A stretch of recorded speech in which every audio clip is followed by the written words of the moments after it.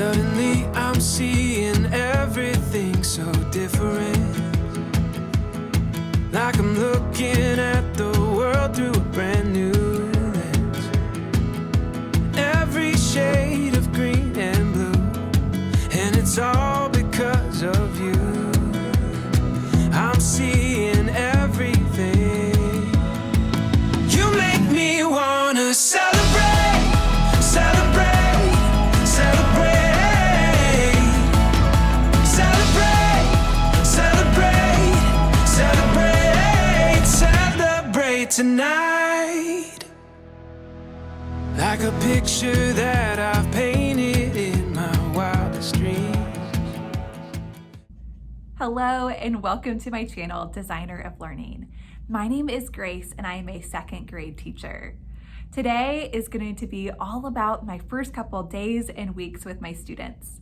As you can see from the books in my book boxes, students are officially in the classroom and we are starting to establish routines, procedures, and get into a rhythm of school. If you have seen my video about my first 2 days of school, you will already have an in-depth picture of what my first 2 days of school look like.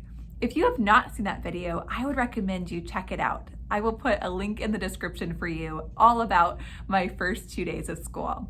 But to recap, my students and I so enjoyed our jitter juice activity and our marshmallow walking activity. They love getting to work together to do this team building puzzles. We delighted in our coloring pages, our getting to know you activities, getting to ask friends a question and then eat a Skittle. That was a huge hit. All of the games, activities went over really well, and my students really enjoyed getting to have 2 days of fun and procedures and learning in a way that felt approachable and exciting and engaging. Then we started our first full week of school. In that first full week of school, I am wanting to start to develop routines and procedures for the rest of the year. I'm also wanting to get a sense of where my students at in reading and math. And then I also want to continue to create that classroom community and a sense of collaboration and a sense of character and kindness throughout all that we do. One thing that I begin doing with my students to help see where they're at in their reading is I pull over 2 students at a time to my teacher table and I let them read to me something called Reader's Theater. This is something that I saw when I was student teaching. I loved it so much I purchased it off TPT and created them over the summer and had them ready to go for my first year of teaching. This product is ingenious and I'm so grateful for the person who created it, and I will link it below in the description. But this Reader's Theater product is one where each of the students get a script with their part highlighted. And these are really cute, silly stories that are easy for second graders to read. But what is great about them is it helps give me a picture of where the students are as a reader. Because as I pull 2 students at a time, I can help them if they get stuck on a word. And I also can listen for which students are reading with excitement and enthusiasm, or which students are stuck just sounding out sound by sound. This informal assessment of their reading is really helpful for me to begin to understand what goals I have for each of my students. I have Reader's Theaters for all of the seasons, and I print them out on cardstock and I put them in a page protector, and then I put them in a colored folder.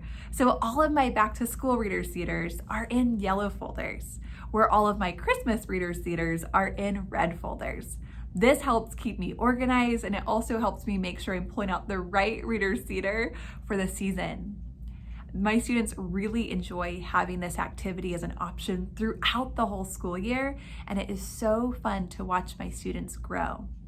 After hearing them read just in partners that first week of school, and then to hear them later at the end of the school year read different Reader's Theaters, but to read at the end of the year, I will notice, wow, their fluency has improved. And also their expression has improved. They're no longer just focused on trying to sound out each phoneme, but they're actually engaged in dramatically presenting the story. So I really have enjoyed Reader's Theaters with my students, and this has been a fun thing to introduce even that first week of school. Another thing that I do to help reinforce phonics concepts with my students is something that I created called Phonics You Choose. The way this works is I project my slides onto my board, and then there are 2 different words on the smartboard, and then 1 center word that reminds us of the phonics pattern that we're looking for. For example, if we're looking for short O, you'll see short O in the center, and to the left and the right will be 2 words. One might be dog, and one might be the word bone. And I talk about with my students that short O says ah, like in the word octopus. And so if you hear ah like an octopus, then that word has a short O sound. So they look at those 2 words, dog and bone, and they say them in their head over and over again to see which word has the same short O sound as an ah, as an octopus. Then they write down the word that has a short O sound, and then if they want to, they are welcome to draw a picture. I do this for short O, short A, E, and U. Then we do the same activity with long vowel sounds. We see which word says the long vowel pattern that we're looking for. This is a really great activity to get my students to keep working with our phonics concept. I love watching students mouth as an octopus, because you know that they are trying to make those connections to see which word has that same sound. This helps my students feel more confident in listening for and identifying their short and long vowel sounds. I have these Phonics You Choose slides for long and short vowels. I have them for all of the blends and the digraphs, for trigraphs, as well as for R-controlled. And so we use this same system of slides throughout the school year to review each of our phonics concepts for 2nd grade. What is also great about teaching this in the first week of school is not only are we learning about our phonics concepts, but I'm also laying the groundwork for my expectations when we're at the carpet with our whiteboards. And so I have a classroom callback slide that I paste into my teaching slides, and the callback slide says, wipe it clean, and the students say, can't be seen. So I insert that callback between every other Phonics You Choose slide. And the reason I do this is I want them to get into the habit and routine of, once the answer has been revealed on the smartboard and we've all clarified which word has the phonics pattern that we're looking for, then I want them to wipe their whiteboard clean so they are ready for the next word. Eventually, I don't put that callback slide between every other Phonics You Choose because they become so accustomed to the pattern and routine, they don't need it anymore. But so often we have to scaffold our students to success. We have helpful things in the beginning that they no longer need once we're a couple weeks into school. So that is a routine that I have for teaching and reinforcing our phonics patterns. Then something that we do in math that's really enjoyable for my students is something called what's the question?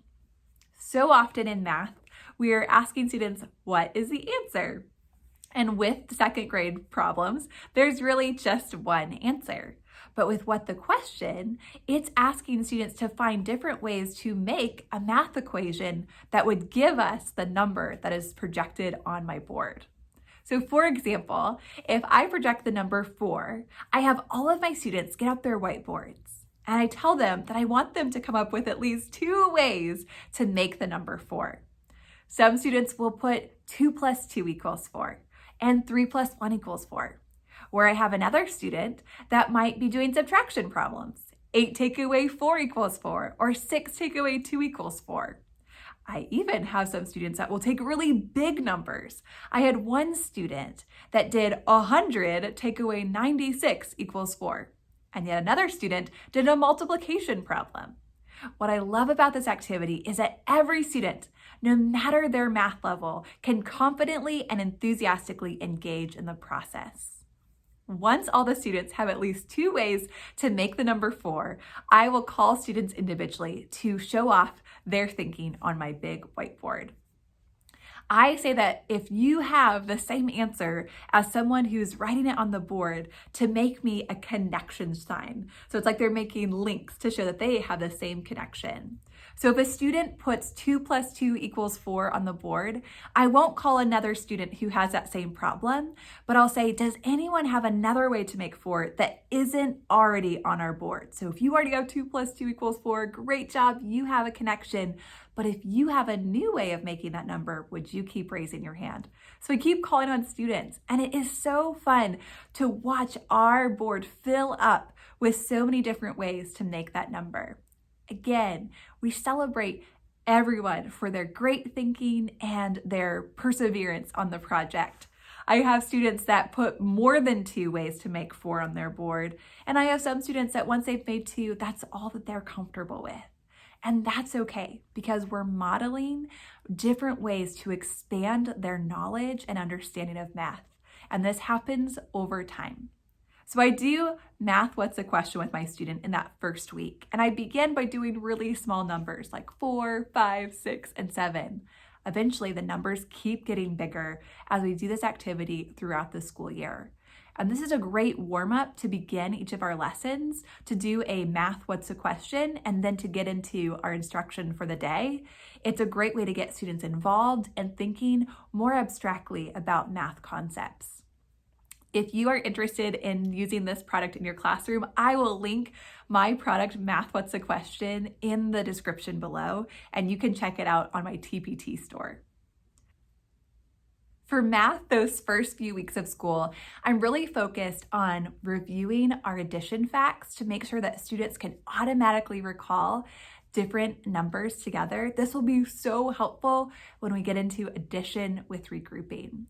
A lot of times students will come from first grade and they are still counting on their fingers to make 10 and to add their doubles facts and to add their near doubles facts. And I really want them to automatically be able to add without using their fingers or counters.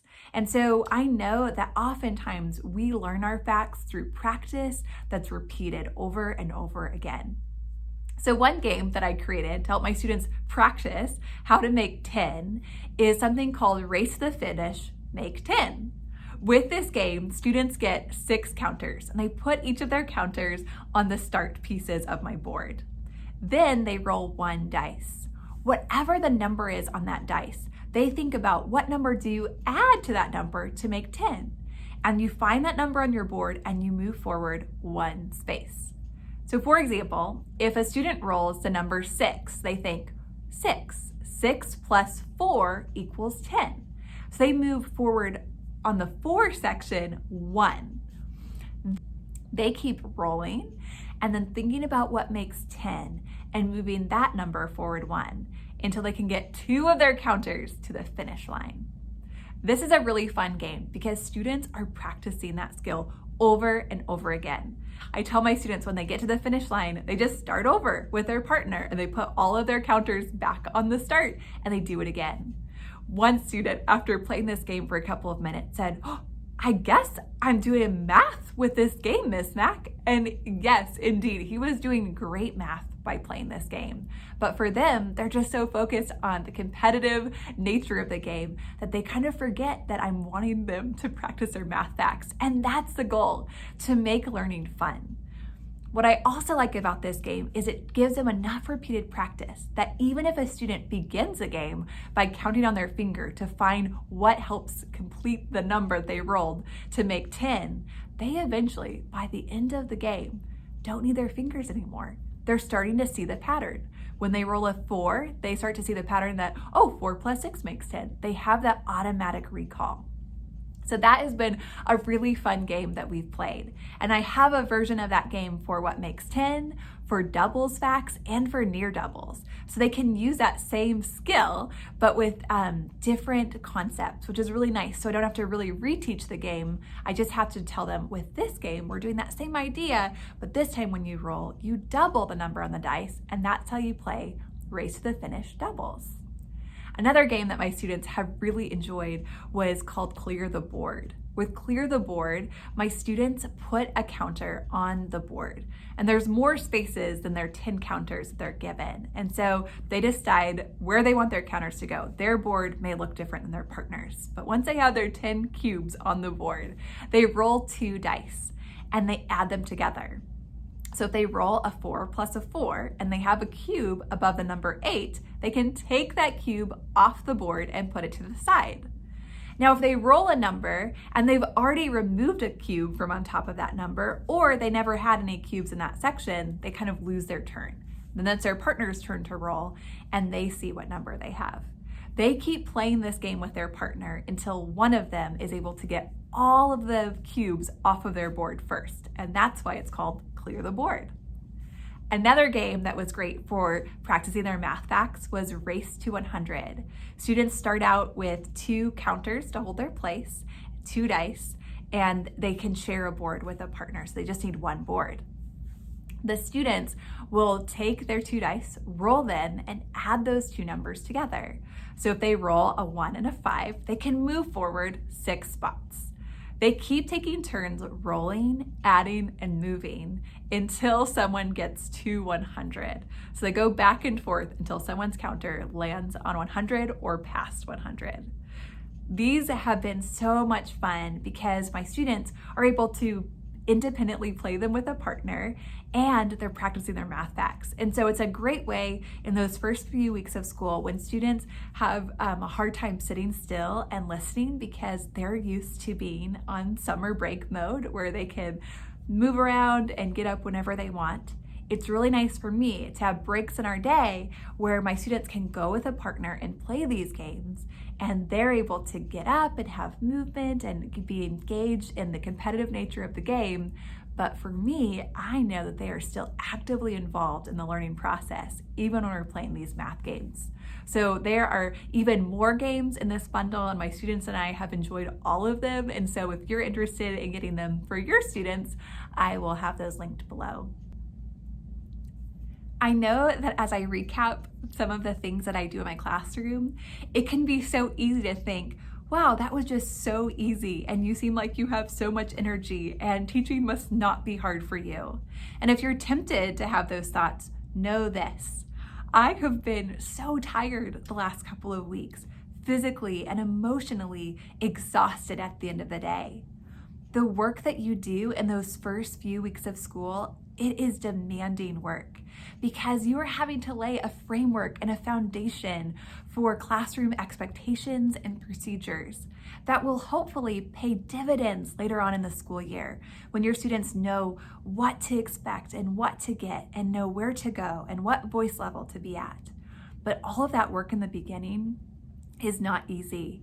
It is grueling and exhausting work to be able to be positive, but also consistent in reinforcing your expectations for a calm and kind classroom. Know that if you are feeling tired and discouraged after a couple of weeks of school, you're not alone, but you are also being cheered on and rooted for by me. I believe that you and I can both have an amazing school year. And teaching, although not easy, has never stopped being worthwhile. So thank you for doing the important work of loving well, of teaching well, of listening well, and of caring well. You are making the world a better place, and you are making a difference. I believe in you, and I am cheering for you, and I want the very best for you. Have an awesome school year, and until my next video, bye. Suddenly I'm seeing everything so different. Like I'm looking at